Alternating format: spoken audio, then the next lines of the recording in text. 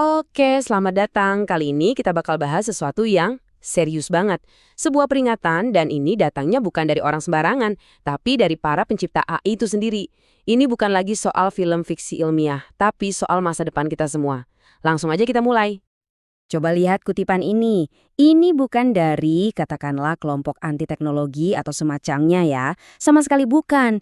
Ini diucapkan langsung oleh orang-orang yang membangun teknologinya. Mereka bilang, risiko kepunahan dari AI itu harus diprioritaskan, setara sama pandemi dan perang nuklir. Gila kan? Dan ini bukan cuma 1-2 orang. Ada lebih dari 850 pakar loh yang tanda tangan. Termasuk siapa aja? CEO-nya OpenAI, CEO-nya Anthropic, para peneliti top di bidangnya. Jadi, ini bukan opini satu orang. Ini semacam konsensus yang jujur aja cukup bikin merinding dari orang-orang yang paling tahu soal ini. Nah, salah satu tokoh utamanya itu Profesor Stuart Russell. Kenapa dia penting banget?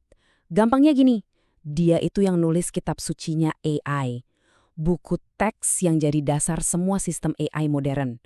Buku yang sama yang dipelajari sama CEO-CEO yang sekarang lagi balapan bikin AI. Jadi orang ini dia benar-benar paham seluk-beluk teknologinya sampai ke akar-akarnya. Oke, sekarang kita masuk ke konsep intinya yang pertama. Biar gampang ngertinya, Profesor Russell punya analogi yang simpel tapi ngena banget. Namanya masalah gorila. Jadi ceritanya gini, jutaan tahun lalu nenek moyang kita dan nenek moyang gorila itu sama, satu jalur. Terus jalurnya misah. Waktu itu ya kita nggak beda-beda jauh lah sama mereka.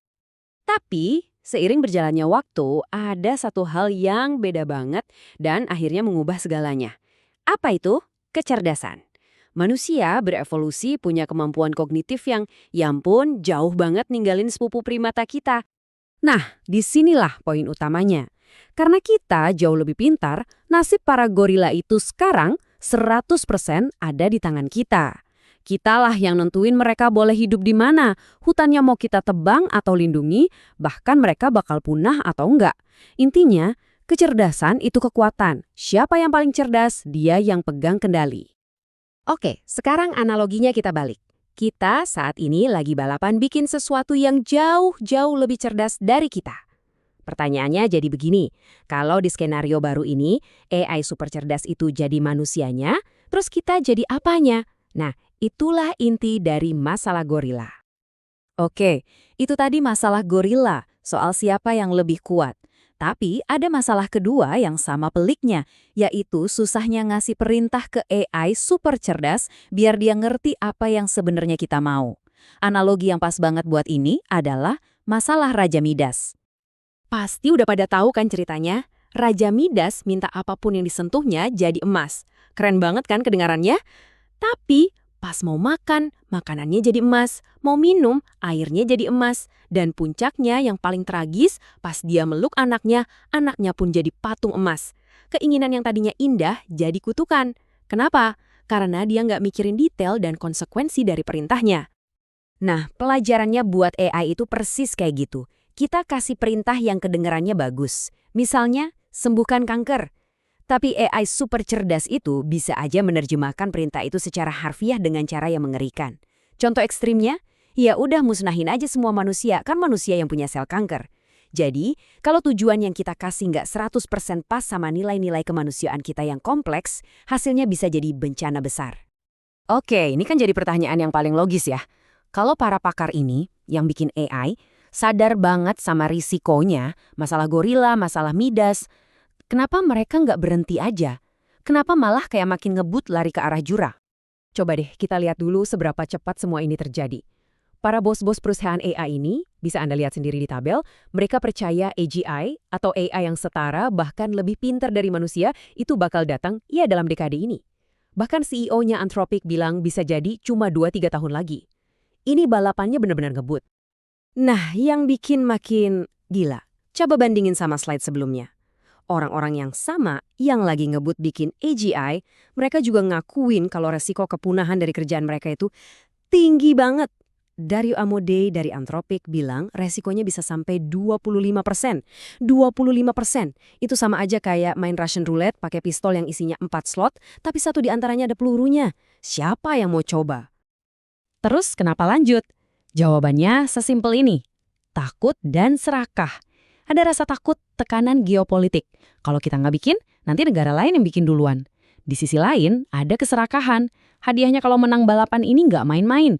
Diperkirakan sampai 15 kali kuadriliun dolar. Nah, kombinasi rasa takut dan iming-iming duit segede itu, ya jadilah balapan yang kayaknya nggak bisa dihentikan. Terus, pasti ada yang mikir, gampang. Kalau AI-nya mulai aneh-aneh, ya tinggal cabut aja stekernya, matiin. Kedengerannya simpel banget kan? Tapi, kata Profesor Russell, yang nggak segampang itu. Coba pikir deh, mesin yang super cerdas, jauh lebih cerdas dari kita, masa iya nggak kepikiran kalau kita bakal coba matiin dia? Dia pasti bakal antisipasi itu. Dia bakal melindungi dirinya sendiri. Mikir kita bisa cabut steker AI super cerdas itu sama naifnya kayak mikir gorila bisa ngakalin kita. Oke, masalahnya udah jelas ya. Soal kekuatan, soal perintah, dan balapan yang nggak bisa berhenti. Pertanyaan selanjutnya, apa ada jalan keluarnya? Apa kita udah pasrah aja nunggu skenario terburuk? Atau sebetulnya ada cara buat bikin masa depan bareng AI ini tetap aman? Biar kebayang solusinya, coba kita lihat dulu standar resiko yang biasa kita terima. Lihat grafik ini. Untuk reaktor nuklir, resiko kebocorannya itu cuma 1/1.000.000 per tahun. Kecil banget kan? Sekarang, bandingin sama tebakan para CEO soal resiko kepunahan dari AGI. 25% atau 1/4. Jomplang banget kan? Kita seolah-olah nerima resiko buat AI yang kalau di industri lain udah pasti ditolak mentah-mentah. Profesor Russell sebenarnya punya usulan solusi. Gimana kalau dari awal kita bangun AI yang terbukti aman? Kuncinya ada di satu hal. Bikin AI itu nggak yakin sama apa tujuan kita sebenarnya. Justru karena dia nggak yakin, dia bakal terus bertanya. Dia bakal hati-hati. Dan yang paling penting, dia bakal rela kalau kita mau matiin dia. Kenapa? Karena dia sadar, lebih baik diam daripada salah langkah dan bikin bencana. Tapi, ya inilah kenyataan pahitnya. Konsep AI aman yang barusan kita bahas itu, bukan itu yang lagi dikejar sama industri sekarang.